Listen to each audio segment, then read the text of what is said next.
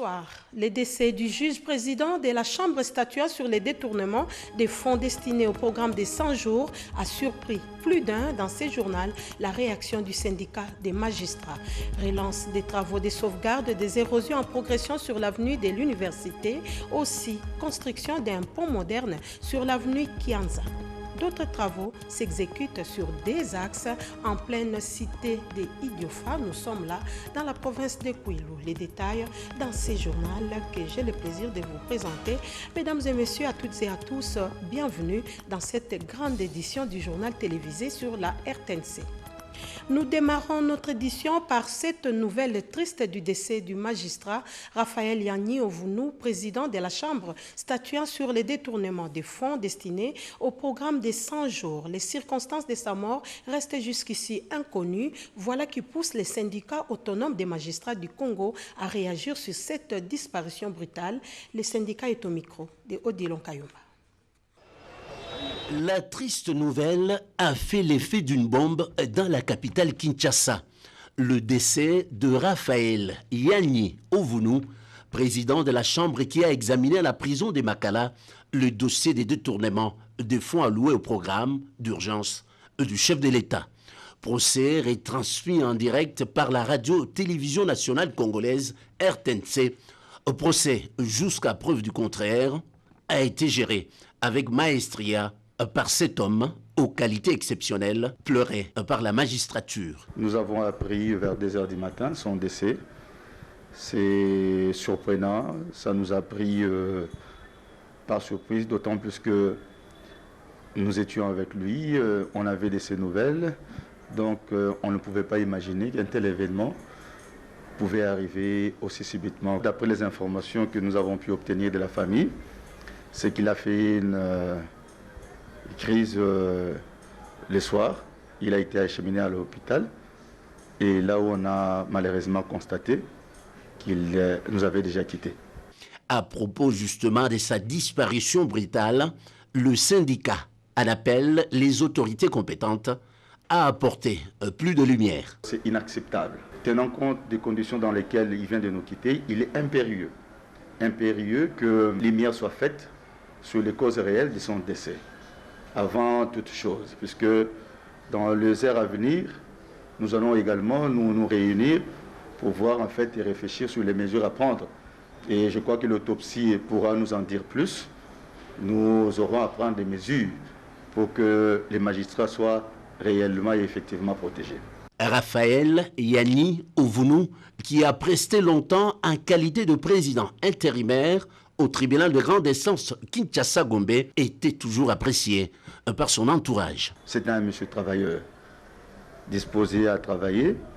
Et d'ailleurs, je crois que les prestations au niveau du procès démontrent à suffisance qui était ces magistrats comme juge. Donc vous avez vu vous-même avec quelle dextérité il a eu à présider ces deux audiences. Mécontente de cette disparition tragique, la population a envahi sa résidence de Bandalungwa. Très affectée également par cette perte, la grande famille judiciaire s'organise déjà afin de rendre les hommages dignes à l'illustre disparu. En rapport avec ces décès, le premier président de la Cour de cassation a le profond regret d'informer toute la famille judiciaire du décès survenu ce mercredi 27 mai 2020 à Kinshasa du magistrat Raphaël Yanni Ovounou, président ad intérim du tribunal de grande instance de Kinshasa-Gombe. Il profite de cette occasion pour présenter ses condoléances les plus attristées à la famille éplorée. Le programme du deuil sera communiqué ultérieurement après concertation avec la famille du défunt. Signé le premier président Dominique Tambwe Ouakaniki. Qu'est-ce qui serait à la base du retard observé dans la construction du nouvel aérogare d'Ndjili? La réponse à cette question donnée par le ministre du Transport et Voies de Communication au cours de la plénière de ce mercredi à la Chambre haute. Quelle est la hauteur de la commission d'engagement pour l'exécution des travaux de construction du nouvel aérogare moderne d'Ndjili et pourquoi l'inexistence d'une planification de ce programme? Autant de questions posées au ministre des Transports et Voies de Communication, Didier Manzengo. C'était à la plénière du Sénat, présidée par l'honorable Alexis Tambo Mwamba, où les ministres des Transports répondaient à la question orale avec débat lui adressée par l'honorable Makila Soumanda sur l'état d'avancement des constructions de l'aérogare moderne d'Ndjili. Pour un contrat qui a été négocié depuis 2013. Normalement, dans les habitudes de finances internationales, aussitôt que vous concluez un contrat, il y a des commissions d'engagement qui sont générées. Eh bien, il y a une commission d'engagement qui commence à courir. Et malheureusement, cette commission d'engagement, si vous ne vous pressez pas à exécuter, à aller vite dans l'exécution du projet, parce que la rentabilité du projet doit constituer la source de remboursement des crédits que vous obtenez. Et c'est le cas de notre aéroport parce qu'on devait attendre beaucoup de choses. Mais c'est fait que depuis tous ces temps, rien n'a été fait. Mais j'imagine que la commission d'engagement est tentée de courir, à moins que ce soit différent. Alors, si la commission d'engagement est tentée de courir, j'aurais bien voulu qu'au niveau du ministère des Transports, peut-être en collaboration avec le ministère des Finances, qu'on nous donne un peu le montant qui découle de cette commission d'engagement. Je pense que si on avait procédé à une bonne planification des actions et planification financière, en se disant, dans le cadre de ces contrats, nous avons 54 millions à payer. On s'organiserait avant la conclusion de l'accord, constituer tout ce qu'il y a comme conditionnalité préalable, de manière à ce que, aussitôt signé, eh bien, toutes les conditions étaient remplies et tout de suite on entrerait dans l'exécution et ça nous éviterait l'accumulation dans le cas de la galopade de la dette extérieure. Les élus du Sankourou ont rencontré le Premier ministre Ilunga Ilunkamba au menu la construction de l'aéroport de Lodja. L'argent se trouve disponible, assurance donnée par le Premier ministre en plus de la construction du forage pour les Sankourou. Françoise Bouela, Pompomba.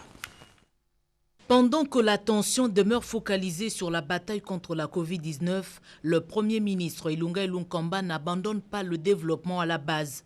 Illustration faite avec le Sankourou. La province bénéficie de 2 accords de crédit signés par le gouvernement congolais et indien. L'une de ces 2 lignes de crédit devra financer l'électrification de Lusambo. Il y a le PNUD aussi qui a disponibilisé 2 millions de dollars américains pour voir la possibilité d'installer une mini-centrale hydroélectrique sur la rivière Lokenye. Il y a aussi des partenaires extérieurs qui sont prêts à travailler aussi pour le territoire de Kolé et de Lodja en matière d'électrification. Nous pouvons aussi citer le budget de la République qui a prévu quelque chose pour les centrales solaires et hydroélectriques. En ce qui concerne l'aéroport de Lodja, une bonne nouvelle, le marché a été déjà passé, l'argent est disponible, très prochainement les travaux commencent et nous avons reçu toutes les assurances pour recharger l'aéroport et acheter le camion anti-incendie. Qu'il existe au ministère du Développement rural 10 463 523 dollars pour les travaux de forage d'eau, les travaux en matière de développement rural, notamment le de recettes agricoles, et tout cela consacré au Sankourou, les écoles, les centres de santé. Une litanie de bonnes nouvelles qui visiblement enchantait le caucus des élus de la province du Sankourou, conduit par le député national Christophe Lutundula. Des doutes ont été levés. Cette rencontre tenue ce mercredi 27 mai 2020 à l'immeuble du gouvernement leur a permis d'obtenir des réponses aux préoccupations exprimées la semaine d'avant au chef du gouvernement. Interrompus depuis le mois de février, les travaux de lutte anti-érosif sur l'avenue de l'université viennent de reprendre aussi celui destiné à la construction du pont moderne sur l'avenue Kianza. Les 10 travaux initiés par les chefs de l'État sont exécutés par les ingénieurs de l'OVD, nous dit Willy Atunakov.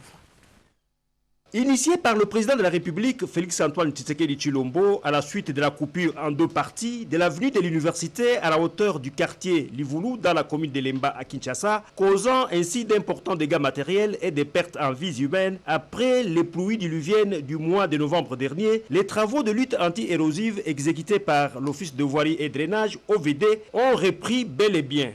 C'est là après les décaissements par le gouvernement central des fonds nécessaires à la grande satisfaction de la population bénéficiaire. Ils sont en train de faire un très bon travail pour nous. Nous étions très en difficulté parce que vous savez que cette route, c'est ça qui relie l'université de Kinshasa de toutes les autres communes de Kinshasa. Alors, bientôt, nous savons que les étudiants pourront reprendre leurs cours. Alors, nous avons souhaité, notre souhait a été qu'on termine vite ces travaux pour que les étudiants ne puissent pas avoir de difficultés pour accéder à l'université de Kinshasa. Selon le directeur général intérimaire de l'OVD, ingénieur Franck Kalumba, ces travaux avancent normalement et pourront même être achevés, sauf imprévu, avant les festivités du 60e anniversaire de l'indépendance de la RDC, tel que souhaité par le gouvernement. Et maintenant, on a repris le gouvernement à décaisser tous les fonds qui étaient restés. Donc nous irons maintenant jusqu'au bout. Autres travaux interrompus et inspectés également par le président de la République au mois de février dernier et qui viennent de reprendre il y a 2 semaines avec une vitesse de croisière sont ceux des constructions par les corps du génie militaire des forces armées de la République démocratique du Congo sous la supervision de l'OVD d'un pont moderne sur l'avenue Kianza devant relier la commune de Lemba à celle d'Engaba. L'ingénieur lieutenant-colonel Willy Boko Kibeti, commandant bataillon matériel, explique. Tout ce qui est infrastructure est déjà terminé.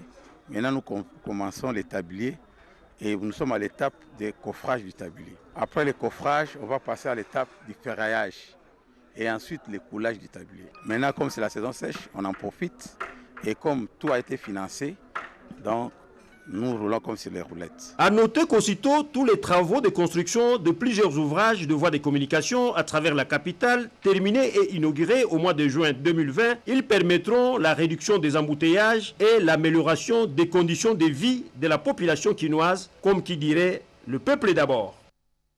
D'autres travaux s'exécutent. À Idiofa cité, dans les Kouilou, les experts de l'Office des routes sont en pleine réhabilitation des 2 axes routiers. C'est dans le cadre du programme d'appui au pôle d'approvisionnement de Kinshasa en produits vivriers et maraîchers Papakin en sigle que le Fonds international de développement agricole finance les travaux de réhabilitation mécanisée sur 2 axes routiers ici visités par le DGAI l'Office des routes. La route qui quitte Sacré-Cœur, Kimputunseke et Koubi, Ponkantia, longue de 102 km dans les territoires de Boulungu et la route nationale numéro 20 à partir de la bifurcation RN1, Gomena, Boalengue, Idiofa sur une distance de 80 km dans les territoires d'Idiofa.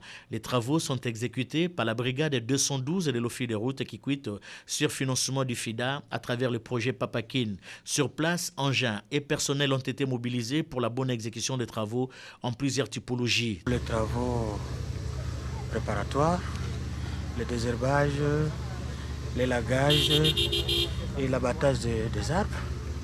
Il y a aussi les travaux de terrassement, le déblai mis en dépôt, le déblai mis en remblai. Il y a également les remblais provenant d'Ampère.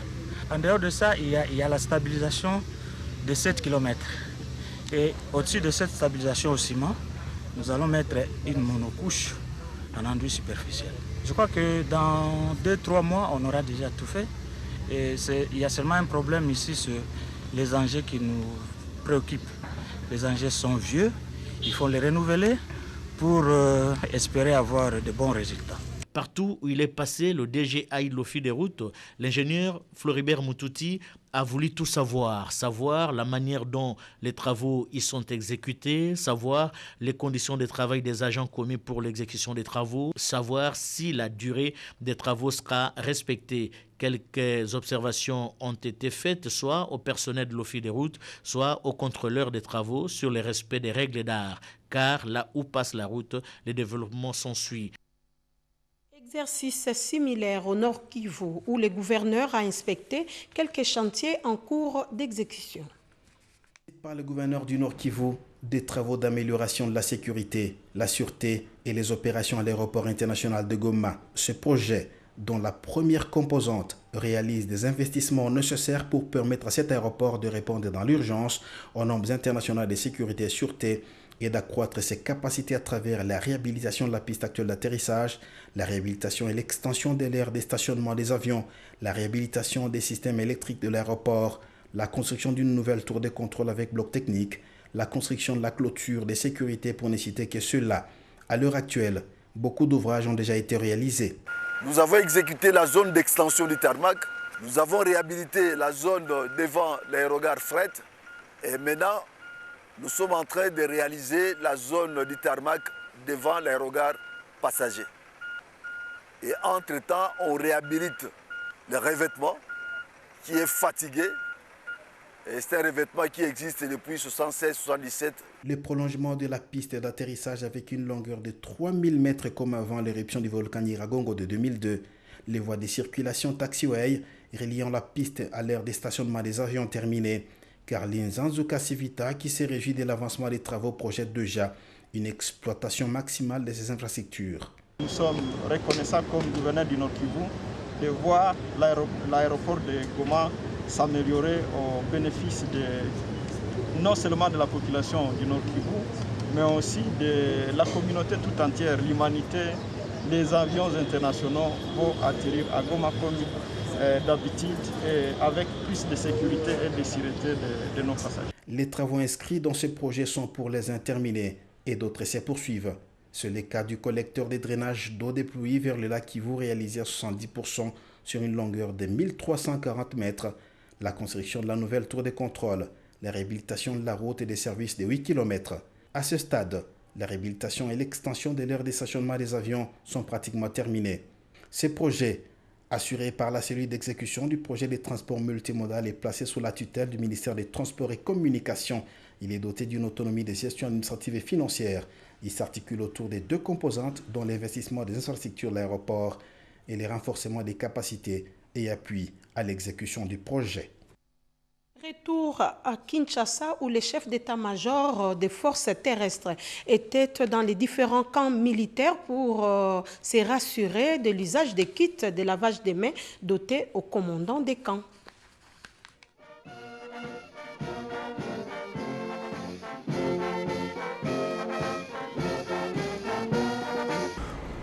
Au nom du chef d'état-major général, les chefs d'état-major forces terrestres, le général-major Kaumbu Yankole Isidore a effectué très récemment une visite d'inspection dans le camp militaire de la garnison de Kinshasa, à savoir camp lieutenant-colonel Kokolo, camp mobile, camp Badiadingi, camp Bumba, camp force navale, camp Mbaki. Signalons que cette visite avait pour but la sensibilisation des familles militaires sur la lutte contre la pandémie Covid-19 et le respect des mesures de protection éditées par les autorités de services sanitaires. À la même occasion, le général-major Kaumbu Yankole Isidore a relevé les commandants du camp Bumba et Mbaki de leurs fonctions suite à l'inobservance des consignes éditées par les autorités et pour mauvais usage des kits pour lavage de mains mises à leur disposition.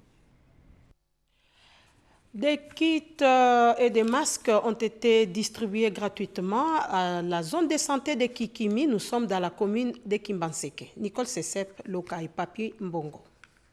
Nous sommes au quartier Mikondo dans la commune de Kimbanseke. Ici, la population semble ignorer le respect des gestes barrières pour limiter la propagation du coronavirus. Pour ce faire, une équipe de volontaires de Train Dem Fish a effectué une descente sur terrain et des masques ont été distribués gratuitement à la population de ces coins de la capitale. Nous sommes venus assister cette population qui est la population démunie.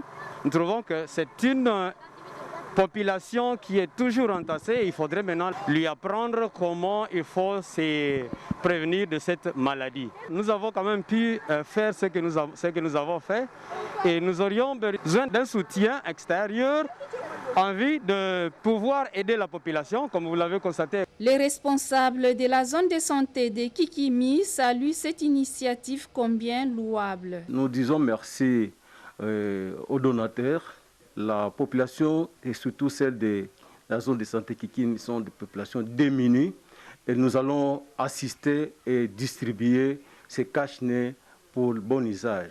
Par ailleurs, les habitants du quartier Mikondo éprouvent d'énormes difficultés dans la fourniture d'eau potable et du courant électrique. Ils lancent ainsi un appel aux autorités compétentes face à cette situation. Autre sensibilisation, c'est avec Jérôme Sekana, coordonnateur national du réseau Toile d'Araignée. Il a été avec les journalistes économiques pour parler des produits de nettoyage et de désinfection utiles dans la lutte contre les Covid-19. Les gestes barrières accompagnent désormais le quotidien de tous dans la prévention contre le coronavirus.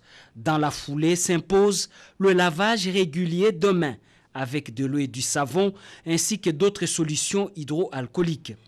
Comment alors faut-il procéder à un bon nettoyage et à la désinfection de mains et du corps? Le journaliste professionnel Jérôme Sekana et directeur général de l'agence Galaxy Media a attiré l'attention de la population sur le choix des différents savons, dont en liquide et autres solutions hydroalcooliques en cette période. C'était à l'issue d'une conférence de presse au profit des journalistes économiques de l'organisation Toile d'Araignée avec la participation d'Angèle Cosmétique, un producteur local et partenaire de la ville de Kinshasa dans la lutte contre cette pandémie. Nous avons réuni les médias pour tirer la sonnette d'alarme parce que sur le marché de Kinshasa, on trouve des solutions hydroalcooliques inappropriées et que cela constitue un danger en cette période de la Covid-19.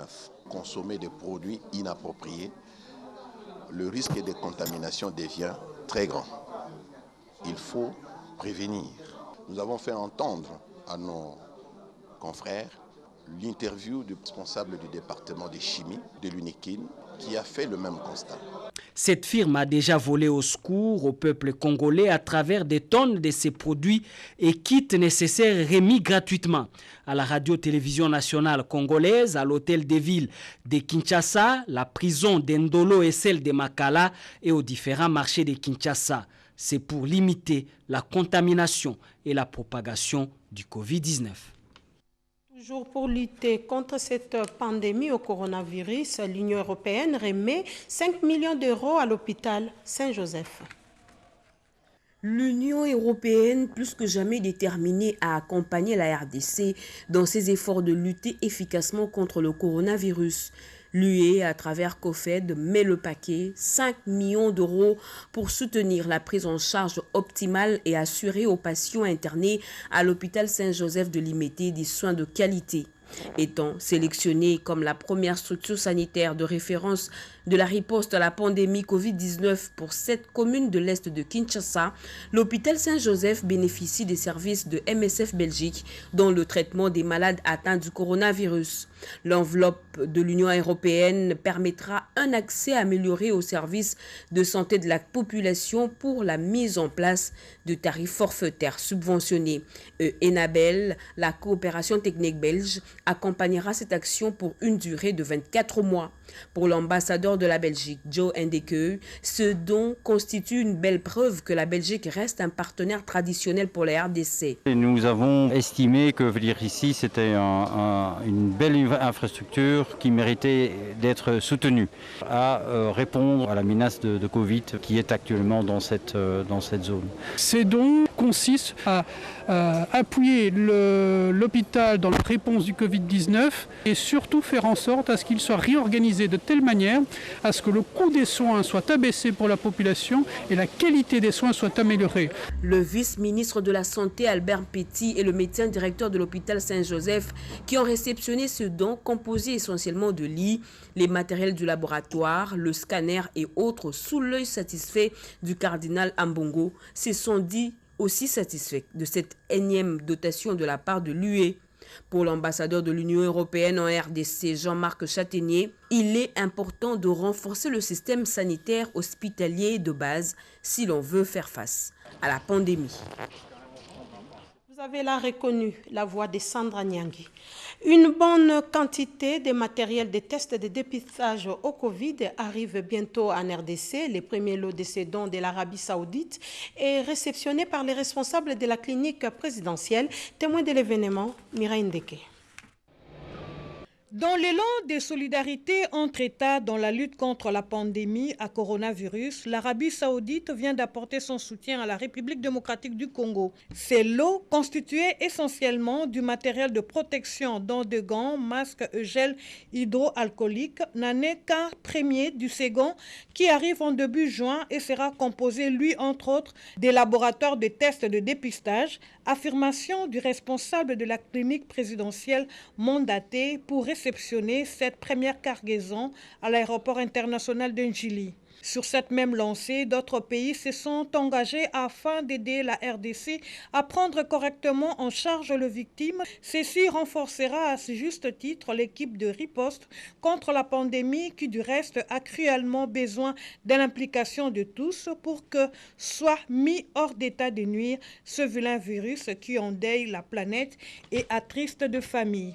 Au-delà du matériel de protection et du respect de gestes aux barrières, le chef de l'État, Félix-Antoine Tshisekedi, en bon père de famille et fervent chrétien, a appelé les églises et tous les Congolais à se confier à Dieu pour que sa main puissante intervienne dans la protection du peuple congolais face à ces dangers. Il y a lieu de rappeler qu'au stade actuel, la RDC compte 2546 cas confirmés, 68 décès, 365 guéris et 1679 patients à bonne évolution. La lutte contre le coronavirus est donc indispensable. Les pensionnaires des centres pour handicapés de Lingwala ont reçu des kits pour lutter contre le coronavirus. Ajoutez à cela la nourriture, dont de l'église La Bienfaitrice. Edith Chala. Les personnes handicapées des différents centres de Lingwala à Kinshasa ont été visitées par l'église Foursquare avec du matériel de lutte contre le coronavirus. Des lave-mains, des savons et autres vivres font partie du lot que l'apôtre Constantin Damba a apporté à ces vulnérables. Nous ne faisons qu'appliquer ce que la Bible nous recommande. Ça, c'est le deuxième tour ou la deuxième fois que nous posons cet acte dans notre commune de Lingwala. Outre ces centres pour handicapés, l'hôpital de Kalembelembe a également bénéficié de la solidarité de Foursquare en cette période où toutes les énergies doivent être mobilisées contre cette pandémie. Les bénéficiaires sont reconnaissants envers le bienfaiteur. Remercions beaucoup avec cet acte que vous avez fait. Si c'est vraiment de votre propre cœur, vous avez pensé aux vulnérables, aux handicapés tels que nous sommes ici dans ce centre à Tchad, nous vous disons merci. Que notre Dieu vous bénisse. Bien avant, l'apôtre Constantin Damba avait tenu à offrir aux différents pasteurs de ses paroisses des kits lave-mains, des savons et autres outils de lutte. Cet acte répond à l'appel du chef de l'État Félix-Antoine Tshisekedi de promouvoir l'entraide et la solidarité en ce moment de lutte contre la maladie à coronavirus. Tout à fait autre chose, le ministre du Développement rural, Guy Mikulu, s'est entretenu avec le gouverneur du Kwango, Jean-Marie Petit-Petit. Il était question du quota budgétaire réservé à la province du Kwango dans les plans du développement du gouvernement central. La province du Kwango, essentiellement vouée à l'agriculture, peine pour son développement. Sa ressource de base, ce sont les étendues de terres arables vierges, non exploitées, sans route de dessert agricole.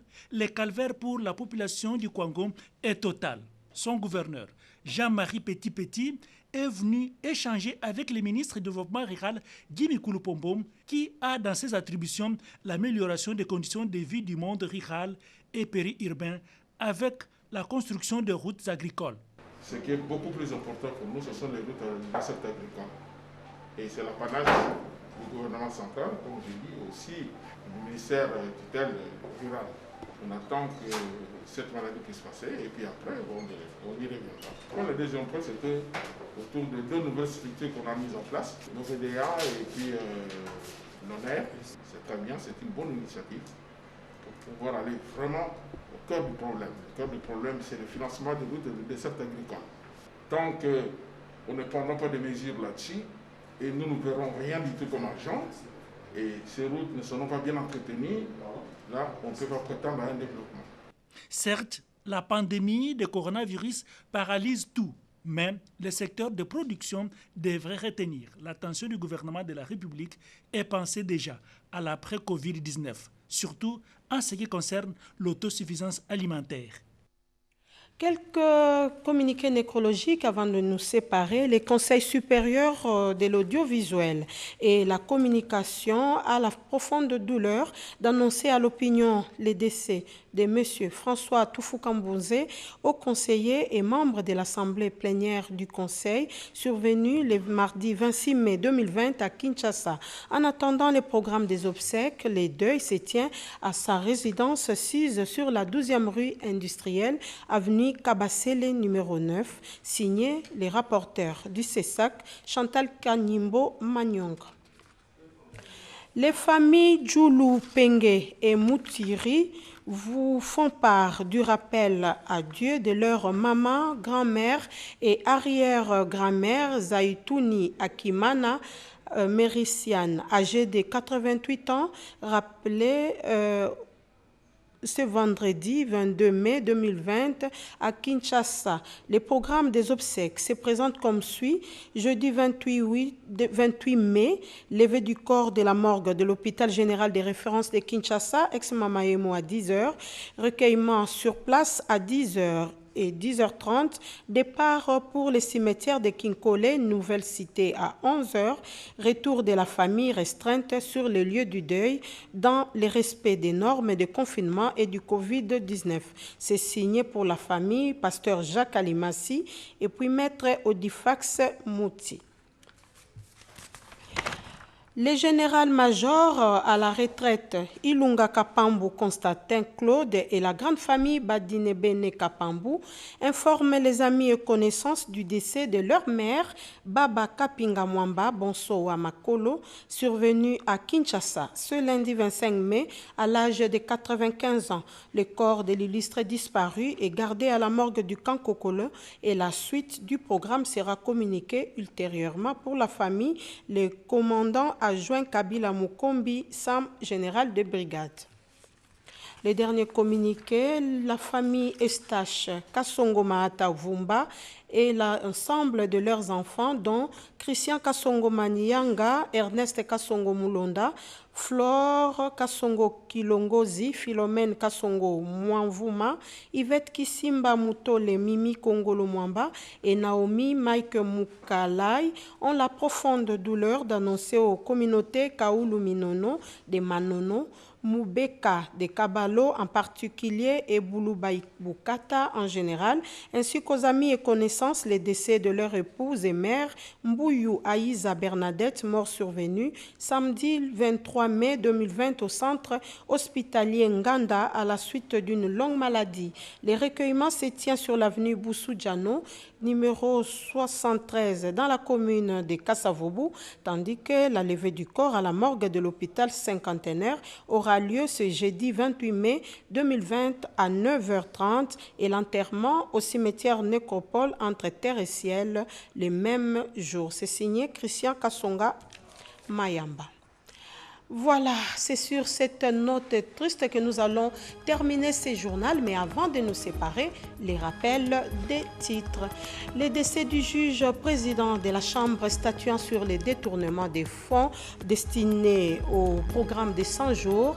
Vous avez suivi dans ce journal la réaction du syndicat des magistrats et puis relance des travaux de sauvegarde des érosions en progression sur l'avenue de l'université, aussi construction d'un pont moderne sur l'avenue Kianza. Du côté des idiofacités, d'autres travaux s'exécutent sur 2 axes en pleine cité. Les travaux sont exécutés par l'Office des routes. Voilà, mesdames, messieurs, c'en est totalement fini pour ce soir. Merci à vous tous de nous avoir suivis et tout le plaisir était pour mon équipe et moi de vous informer ce soir. Merci à vous et merci à Joël Lungenza, Simon Kankolongo et Manuela Commissaire pour leur collaboration. Prochain rendez-vous avec les informations à minuit. Excellente suite des programmes sur la RTNC. Bonsoir.